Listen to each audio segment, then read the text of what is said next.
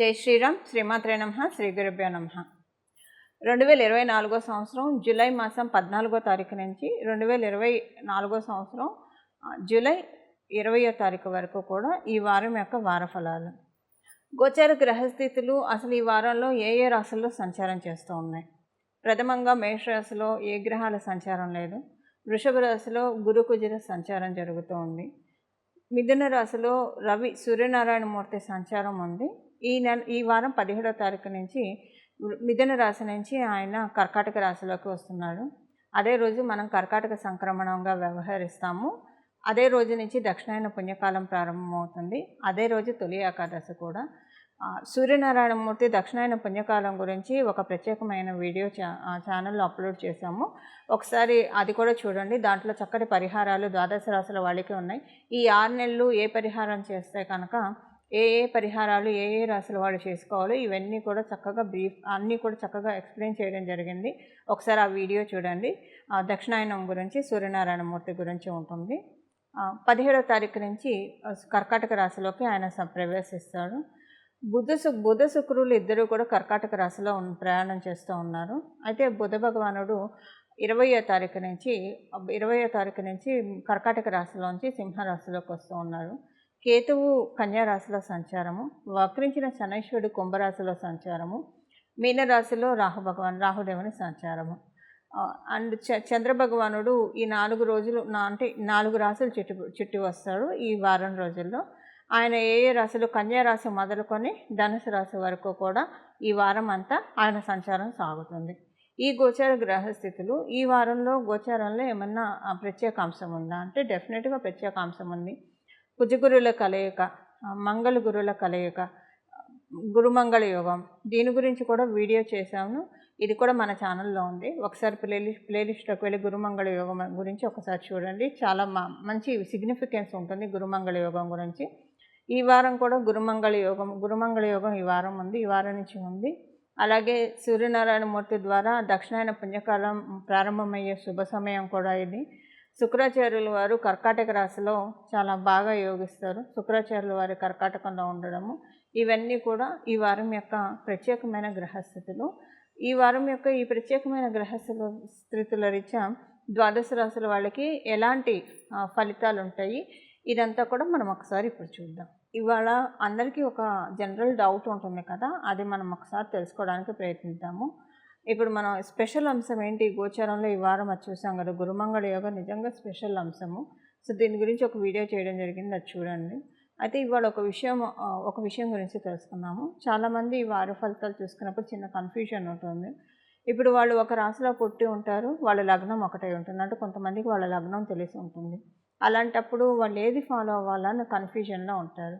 అది సింపుల్గా మీరు ఏ రాశిలో పుట్టారో ఆ రాశి ఫలితాలు ఎలాగైతే మీకు చూసుకుంటారో అలాగే మీ లగ్నం మీకు తెలిస్తే కనుక మీ లగ్నం ఏ రాశి అయిందో ఆ రాశి ఫలితాలను కూడా చూసుకోవాలి. ఉదాహరణకి ఎవరైనా కూడా వృశ్చిక రాశిలో పుట్టారు, వాళ్ళ లగ్నం వచ్చేసేసి మకర లగ్నం అయింది అనుకుందాం. వృశ్చిక రాశి ఫలితాలు అలానే చూసుకుంటారు.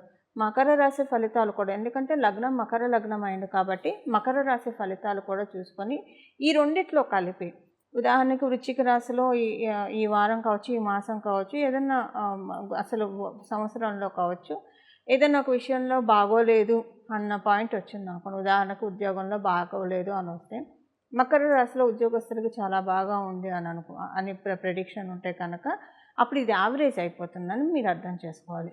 ఒకవేళ వృశ్చిక రాశిలో చాలా బాగా ఉంది, మకర రాశిలో కూడా ఉద్యోగస్తులకు బాగా ఉంది అని ఉంటే కనుక ప్రెడిక్షన్లో అప్పుడు అది ఇంకా మీకు చాలా బాగా ఉంటుంది. అంటే ఏ అంశంలో అయితే రెండిట్లో బాగా ఉంది, ఈ 2 రాశుల వాళ్ళకి బాగా ఉంది అంటే అది ఇంకా ద్విగుణీకృతమైన ఫలితాన్ని ఇస్తుంది. ఏ అంశం అయితే 2 రాశుల వాళ్ళకి బాగాలేదో అక్కడ ఖచ్చితంగా పరిహారాలు చేసుకోవాలి. ఒక రాశిలో ఈ పాయింట్ బాగుండి ఇంకో రాశిలో ఆ పాయింట్ బాగోకపోతే అప్పుడు అది యావరేజ్ అవుతుందని అర్థం చేసుకోవాలి.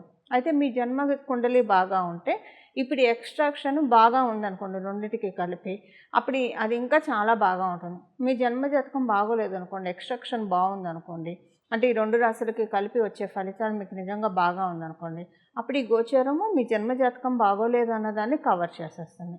ఉదాహరణకి మీ జన్మజాతకంలోనే బాగాలేదు, గోచారంలో మీ రాశి వాళ్ళకి మీ లగ్నం వాళ్ళకి కూడా బాగాలేదు. అప్పుడు కొంచెం జాగ్రత్తగా ఉండాలని చెప్పి సూచన. అలాగే మీరు ఏ రాశిలో పుట్టారు, ఏ లగ్నం. ఇప్పుడు మీరు రాశి లగ్నము మీకు తెలిసి ఇప్పుడు కొంతమంది అదే రాశిలో పుడతారు, అదే లగ్నంలో పుడతారు. ఇప్పుడు కొంతమంది ధనుసు రాశిలో పుట్టారంటే వాళ్ళ లగ్నం కూడా అదే అవుతుంది. అప్పుడు వాళ్ళు ధనుసు రాశి ఫలితాలు ఒకటే చూసుకోవాలంటే ఇవన్నీ నేను ఉదాహరణకు చెప్తున్నాను. కొంతమందికి రాశి వేరు ఉంటుంది, లగ్నం వేరు ఉంటుంది. అసలు కొంతమందికి వాళ్ళ లగ్నమే తెలియదు. లగ్నం తెలియనప్పుడు కన్ఫ్యూజ్ అవ్వాల్సిన అవసరం ఏం లేదు. మీ రాశి మీకు తెలిస్తే ఆ రాశి యొక్క ఫలితాలు చూసుకుంటే కనుక సరిపోతుంది. మీకు లగ్నం కొంతమందికి వాళ్ళ రాశి కూడా తెలియదు. అప్పుడు ఏం చేస్తారంటే నామ నక్షత్రాన్ని బట్టి మీ పేరుతో ఏ లెటర్తో మొదలవుతుందో ఆ లెటర్కి సంబంధించిన రాశిని చూసుకొని, నక్షత్రాన్ని తద్వారా ఆ రాశిని చూసుకొని మీరు మీ రాశి ఫలితాన్ని చూసుకోవచ్చు. అంటే నామ నక్షత్రాన్ని అనుసరించి కూడా ఆ రాశి ఫలితాన్ని చూసుకోవచ్చు. ఇలా అంటే చాలామందికి కొంచెం కన్ఫ్యూజన్స్ ఉంటాయి. అసలు రాశి ఫలితాలు ఎలా చూసుకోవాలన్న కన్ఫ్యూజన్స్ ఉంటాయి. ఆ కన్ఫ్యూజన్స్ క్లారిటీ కోసం ఈ వివరణ. సో ఇలా మీరు చూసుకోండి. ఇలా చూసుకుంటే కనుక ఎలాంటి కన్ఫ్యూజన్ ఉండదు. సో లగ్నం రాశి తెలిసి ఉంటే రెండు చూసుకోవడానికి ప్రయత్నించండి. మీ లగ్న ఫలితాలు చూసుకోండి, మీ రాశి ఫలితాలు రెండు చూసుకోండి. లేదు రాశి ఒకటే తెలుసు అంటే రాశి ఫలితాలు చూసుకోండి, లగ్నం తెలియకపోతే వదిలేసేసేయండి. ఓకేనా? ఇప్పుడు మనం ప్రతి ఒక్క రాశి వాళ్ళకి ఈ వారం ఎలాంటి ఫలితాలు ఉంటాయో మనం ఒకసారి చూద్దాం. సింహరాశి మరియు సింహ లగ్నంలో పుట్టిన వాళ్ళకి ఈ వారం యొక్క ఫలితాలు. ఈ వారము కుటుంబంలో మొదటి 2 రోజులు కూడా కుటుంబంలో మానసిక అశాంతి ఎక్కువగా ఉంటుంది. ఒకటి కుటుంబంలో ఉన్న మానసిక అశాంతి ఉంటుంది. ఫైనాన్షియల్గా అయినా కొంచెం ఇబ్బంది అనిపిస్తుంది. లేదా మీ మాట ద్వారా మీకు కొన్ని సమస్యలు తలెత్తవచ్చు. అంటే మీరు మాట్లాడిన మాటల ద్వారా కొంచెము అవతల వాళ్ళ నుంచి ఏదైనా మీకు సమస్య రావచ్చు. లేదా కొంచెం మాటల ద్వారా కమ్యూనికేషన్ రిలేటెడ్ కొంచెం చిన్న చిన్న ఇబ్బందులు వచ్చే అవకాశం కేవలంగా మొదటి 2 రోజులు ఉంది. ఆ తర్వాత అంతా నార్మల్గా ఉంటుంది. తర్వాత మీకు యాక్చువల్గా చెప్పాలంటే కమ్యూనికేషన్ ఎక్కువగా ఉంటుంది. తర్వాత 2 రోజుల నుంచి చాలా కమ్యూనికేషన్ ఎక్కువగా ఉంటుంది. ఈ వారం మధ్యలో మీ నుంచి చాలామంది సలహాలు అడిగి తీసుకోవడం, సూచనలు ఇవన్నీ కూడా అడగడానికి చాలా చక్కటి అవకాశం కూడా ఉంది. కుటుంబంలోని వారు మీ మాటను గౌరవిస్తారు. మీరు చేసే నిర్ణయాలకి లేదా మీరు తీసుకునే నిర్ణయాలకి లేదా మీరు చేసే పనులకి చాలా చక్కటి తోడ్పాటును కూడా మీకు పరిపూర్తిగా కలిగిస్తారు కుటుంబ సభ్యులు. ఈ వారం మధ్యలో మీకు కుటుంబానికి సంబంధించిన అనుకూలతలు ఉంటాయి. మీ కుటుంబాన్ని చూసి మీరు తృప్తి పడే విధంగా, గర్వపడే విధంగా అలా మీకు కుటుంబంలో అనిపిస్తుంది. మీరు ఇంటి కోసం ప్రయత్నాలు చేస్తూ ఉంటే అవన్నీ సఫలీకృతం అవుతాయి. ఆల్రెడీ మీకు ఏమన్నా ఆస్తిపాస్తులు ఉంటే అవి పెరిగాయి, వాటి వాల్యూ పెరిగిందన్న న్యూస్ విని మీరు సంతోషపడతారు. అంటే గుడ్ న్యూసెస్ ఉంటాయి యాక్చువల్గా చెప్పాలంటే. ప్రాపర్టీకి సంబంధించి, గృహానికి సంబంధించి అండ్ మీ ఇంట్లో వాళ్ళకి సంబంధించి లేదా మీకు సంబంధించిన గుడ్ న్యూస్లు ఈ వారం మధ్యలో ఉంటాయి. అది మీకు చాలా సంతోషాన్ని అనిపిస్తుంది. తృప్తికరంగా ఉండే గుడ్ న్యూసెస్ అయితే డెఫినెట్గా ఉంటుంది. మీ ఇంటికి సంబంధించింది లేదా ప్రాపర్టీ వాల్యూ పెరిగిందనో లేదంటే మీరు ఎప్పటి నుంచో వెతుకుతున్న ప్రాపర్టీ దొరకడం వల్ల వచ్చే సంతోషం కావచ్చు. ఇలా ఏదైనా కూడా ఒకటి తటస్థిస్తుంది. ఇంట్లోని వాళ్ళకి ఏదో ఒకటి మంచి విషయం జరగడం లేదా మీకు జీవితంలో మీకు హ్యాపీనెస్ న్యూస్ ఇంట్లో వాళ్ళతో షేర్ చేసుకోవడం, ఇలా వీటిలో ఇప్పుడు మనం తెలుసుకున్న వాటిలో ఏదో ఒక రకంగా చక్కగా అవకాశం ఉంది. అలాగే ఈ వారాంతంలో మీ నిర్ణయాలన్నీ కూడా అంటే మీ ఆలోచనలు ఇవన్నీ కూడా చాలా స్పిరిచువల్గా కనెక్ట్ అయిపోతారు. దైవిక ఆలోచనలు, దైవ సంబంధమైన అంటే దైవిక ఆలోచనలు అంటే ఏదైనా దేవాలయాలకు వెళ్ళడము లేదా మీరు అప్రయత్నంగానే మీ చెవులకి దేవుడికి సంబంధించిన పాటలు వినిపించడమో లేదా ఏదైనా ప్రవచనం మీరు వినడమో తెలియకుండానే ఇలా చివరి 2 రోజుల మటుకు స్పిరిచువల్గా కనెక్ట్ అయినట్లు అనిపిస్తుంది. చాలా మంచి ప్రోగ్రెషన్ ఉంటుంది. చివరి 2 రోజులు సింహరాశి వాళ్ళు ఒడిసి పట్టుకోవడానికి ప్రయత్నించండి. ఇక మనం ఉద్యోగస్తులకి ఈ వారం అంతా కూడా చాలా చక్కటి ఫలితాలు ఉన్నాయి. ఉద్యోగస్తులకి చాలా మంచి శుభ సమయము. వాళ్ళని వాళ్ళు ప్రూవ్ చేసుకోవడానికి మీ టాలెంట్కి తగ్గ గుర్తింపు, గౌరవము ఇలాంటివన్నీ కూడా చాలా చక్కగా తోడ్పాటుగా ఉన్నాయి. వ్యాపారస్తులకైతే ఈ వారము అనుకూలమైన పరిస్థితులే ఉన్నాయి. వ్యాపారస్తులకి ఇంట్లో కూడా చాలా అనుకూలంగా ఉంటుంది. ఇంట్లో కొన్ని సన్మంగళాలు ఇంట్లో అంటే వ్యాపార స్థలంలో చాలా బాగా ఉంటుంది. ఇంట్లో కూడా ఆనందంగా అనిపిస్తుంది వ్యాపారస్తులంతో పాటు. ఇలాగ వ్యాపారస్తులకి అనుకూలంగా ఉంటుంది. ఎక్కువగా కష్టపడకుండా కొంచెం స్మార్ట్ వేలో వర్క్ అయిపోయినట్లు అనిపిస్తుంది వ్యాపారస్తులకి. ఇవి ఈ వారం యొక్క గోచర గ్రహస్థితుల ఫలితాలు సింహరాశిలో పుట్టిన వాళ్ళకి. చూసారు కదండి మీ రాశి వాళ్ళకి ఈ వారం ఎలాంటి ఫలితాలు ఉంటున్నాయో.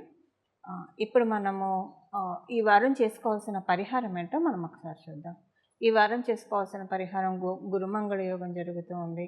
సూర్యనారాయణమూర్తి దక్షిణాయన పుణ్యకాలంలోకి ప్రవేశిస్తూ ఉన్నాడు ఈ వారంలోనే. సో ఈ గోచర గ్రహస్థితుల రీత్యా శనీశ్వరుడు వక్రించి కూడా ఉన్నాడు.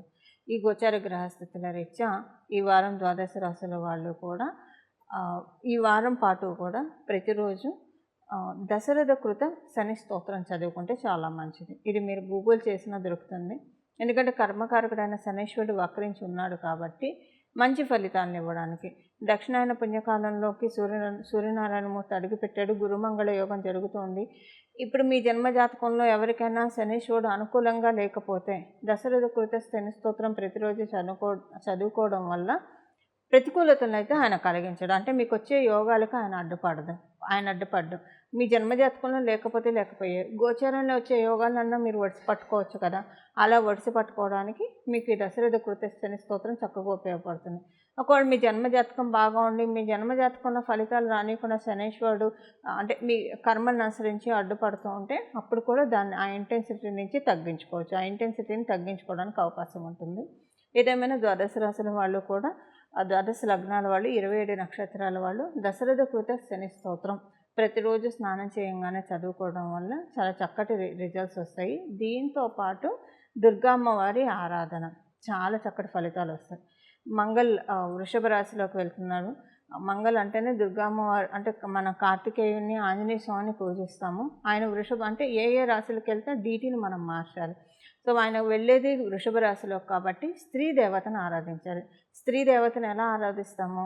మంగళ అంటే ఏంటి? శక్తి స్వరూపము. ఇప్పుడు అమ్మవార్లలో శక్తి స్వరూపం అంటే దుర్గా అమ్మవారు కాబట్టి ద్వాదశ రాశుల వాళ్ళు కూడా దుర్గా అమ్మవారికి సంబంధించిన స్తోత్రాలు దుర్గా త్రింశత్ నామావళి కానీ లేకపోతే అష్టోత్తరం కానీ అవేం తెలియదు దుర్గాయే నమః దుర్గాయే నమః దుర్గాయే నమః అని ఈ నామాన్నైనా సరే ఏదో ఒకటి అమ్మవారికి సంబంధించిన నామాల్ని పట్టుకోవడానికి ప్రయత్నించండి.